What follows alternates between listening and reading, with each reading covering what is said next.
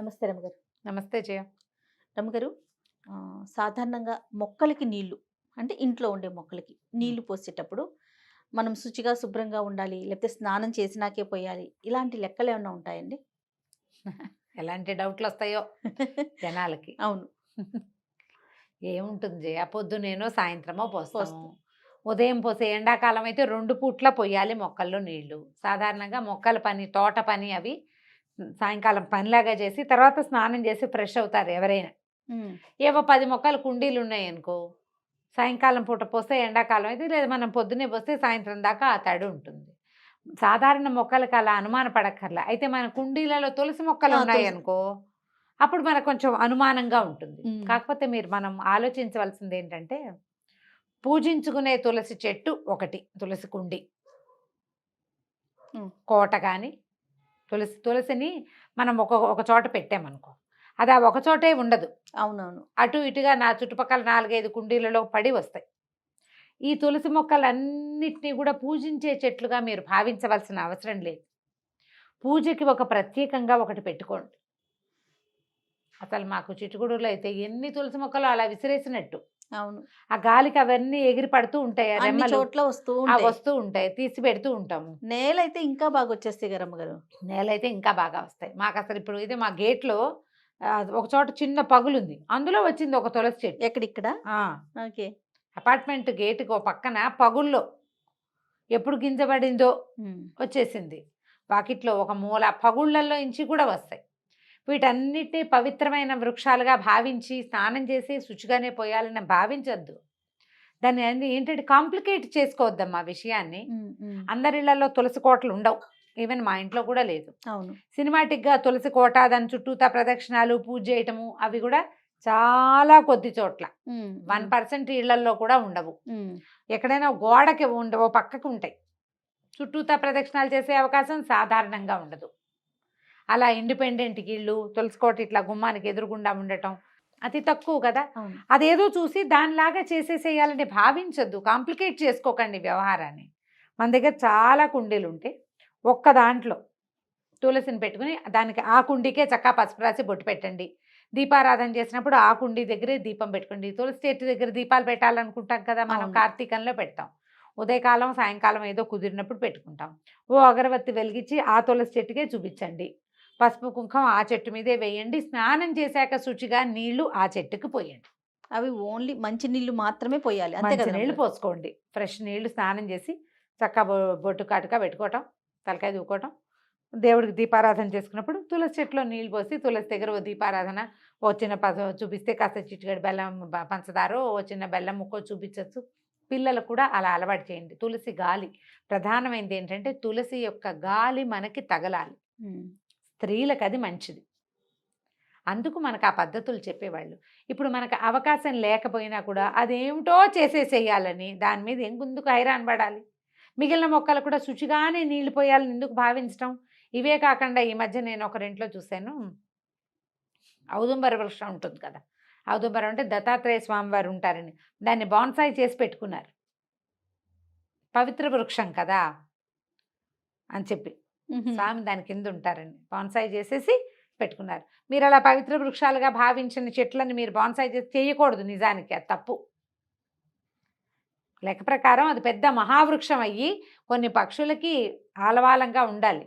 కొంత గాలి దాని నుంచి మనకి ప్రజలకి రావాలి. హ్మ్. ఇంత చిట్టి బాన్సాయి నుంచి ఏమొస్తుంది? అవును. మీరేదో ఆలోచన చేస్తే చేశారు. నేను దాన్ని తప్పుపట్టట్ల. అలాంటి వృక్షం ఏదైనా మనం పెట్టుకుంటే, అప్పుడు నీళ్లు స్నానం చేసి పోసుకోండి. హ్మ్. కొంచెం మనం పవిత్రంగా భావిస్తాము అనుకుంటే, అనుకుని అలా సాధారణ పెట్టుకుంటే, పూల మొక్కలకి ఇప్పుడు ఇంట్లో మనీ ప్లాంట్ దగ్గర నుంచి రకరకాల మొక్కలు పెంచుకుంటాం కదా రమ్మగారు. వాటికైతే పూల మొక్కలు, పూల గోరింట మొక్కలు. మొక్కలు, తేనె చెట్లు, ఏదో ఆకుకూరల మొక్కలు, ఆ! వీటన్నిటికీ మీరు సాయంకాలమో, పొద్దునో మీ వెసులుబాటుని బట్టి నీళ్ళు పోసుకోవచ్చు. వీటికి కూడా స్నానం చేసే శుచిగా బొట్టుకాటిగా పెట్టుకుని చక్కగా పవిత్రంగా పోయవలసిన అవసరం అయితే లేదు. మంచి అవసరం నీళ్లు లేదు. పోస్తే చాలు. మంచినీళ్ళు అంతే పోస్తే కదా అంతే, రమ్మగారు. మంచినీళ్ళు. కొంతమంది తాగేసి మిగిలిన నీళ్లు అలా పోస్తాం. అలా చేయకుండా ఉంటే చాలేమో అని నాకు అనిపిస్తా ఉంటది. తాగే ఏమంటారు? ఎంగిలి నీళ్ళు అవి మొక్కల్లో పోయిపోకండి. ఆ!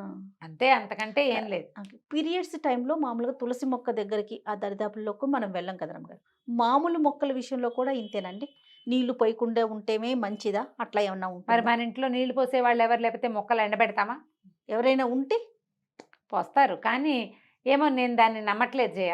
పీరియడ్స్లో ఉన్నప్పుడు వీళ్ళ నుంచి ఏదో వచ్చి మొక్కలు పోతాయి అనేది నేను నమ్మను. పీరియడ్ అనేది అంత నిషిద్ధ పదార్థం కాదు. మొండికెత్తి చెయ్యొద్దు మీ ఇంట్లో వాళ్ళు వద్దంటూ ఉంటే. మీరే ఉంటే చేసుకోండి. మీ ఇంట్లో ఉండి పెద్దవాళ్ళు మొక్కలు ముట్టుకుంటే మొక్క చచ్చిపోతుంది. నా అనుభవంలో జరగలేదు అట్లా. అలా ఏం అవ్వదు. పెరళ్ళల్లో ఇదివరకు ఆడవాళ్ళు తిరుగుతూనే ఉండేవాళ్ళం కదా, మరి పెరట్లోకే వెళ్ళాలి. అన్ని మొక్కలు తమలపాకు ఉండేవి కదా. చెట్టుకు కూడా పోయకూడదని విన్నాను నేను. అది మరి తమలపాకు కూడా పవిత్ర వృక్షంగా భావించారుగా మరి మీరు. పవిత్ర వృక్షంగా భావించారు కదా. ఆ, తమలపాకు దేవుడికి తాంబూలం పెడతాం కాబట్టి అది పాన్గా నోట్లో వేసుకుని ఎక్కడ పడితే అక్కడ ఉమ్మేస్తాం. అది అది గుర్తులేదు. అవును అవును. దాన్ని దేవుడికి పట్టించుకో. పెట్టే ఆకుని మనం నవిలి ఉమ్మేయచ్చా? ఉమ్మకూడదు కదా. నవలద్దు అసలు. మీరు ముట్టుకోకండి దాన్ని. పవిత్ర వృక్షంగా భావించండి అవును. కదా. దాన్ని మాత్రమే గుర్తు పెట్టుకుంటాం. ఇది అసలు జ్ఞాపికే ఉండదు. ఇవన్నీ కాంప్లికేట్ చేసుకోవటమే జీవితాన్ని. మీ ఇంట్లో ఎవ్వరు లేరు, మీ మొక్కలకు మీరే నీళ్ళు పోసుకోవాలి. మీ పీరియడ్సో పిల్లలకు పీరియడ్సో ఏం చేస్తారో చెప్పండి. అవును. ఆ తులసి మొక్క వరకు మీరు పూజించే మొక్కకి పోయబోకండి. ఉమ్.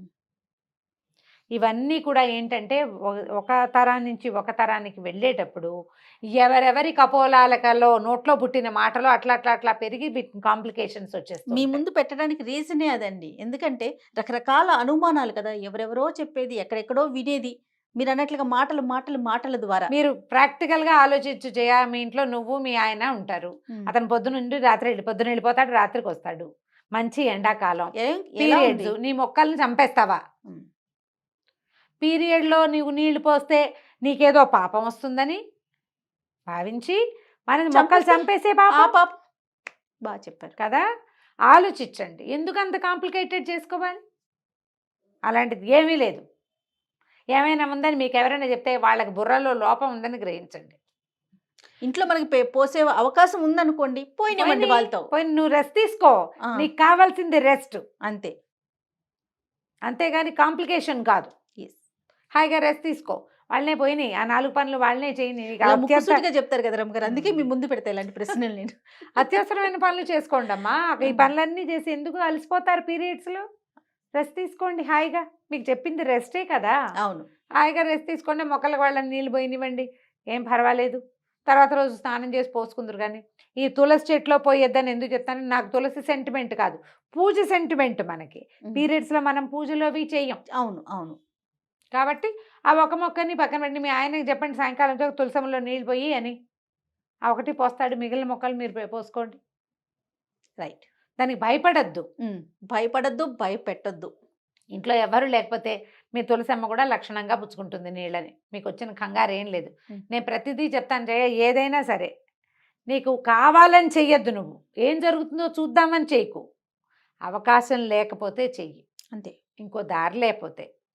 కాదు రమ్మగారు, మార్గం లేదు. మొక్కల్ని ఎండబెడతామా కదా. చేయలేకపోతే అది తులసి మొక్క అయినా సరే మీరు అన్నట్లుగా అవును. ప్రతిరోజు పక్కింటి వాళ్ళని పిలుచుకొచ్చి మా ఇంట్లో మొక్కకు నీళ్లు పోయిందని చెప్పలేంగా, పిలిపించుకోలేం కదా. పాత రోజుల్లో చేసేవాళ్ళు. అవునండి. ఆ పక్కింటి వాళ్ళు వచ్చి వంట చేసి పెట్టేవాళ్ళు, మొక్కల్లో నీళ్ళు వీళ్ళు పోసేవాళ్ళు. పాతకాల పరిస్థితి వేరు. ప్రత్యేకించి పక్కన కూర్చునే వాళ్ళు కాబట్టి అవును. వాళ్ళ ఇంట్లో వచ్చి చేసేవారేమో బహుశా. ఇప్పుడు అవకాశం లేదు కదా. కాబట్టి మనకు అవకాశం ఉన్నంత వరకు భక్తి శ్రద్ధలతో, బుద్ధితోటి, మనసుతో, విచక్షణతోటి, గౌరవ మర్యాదలతోటి జీవిద్దాం. కానీ కాంప్లికేషన్స్ తోటి మాత్రం కాదు. తప్పకుండా రమ్మగారు. నమస్తే. నమస్తే.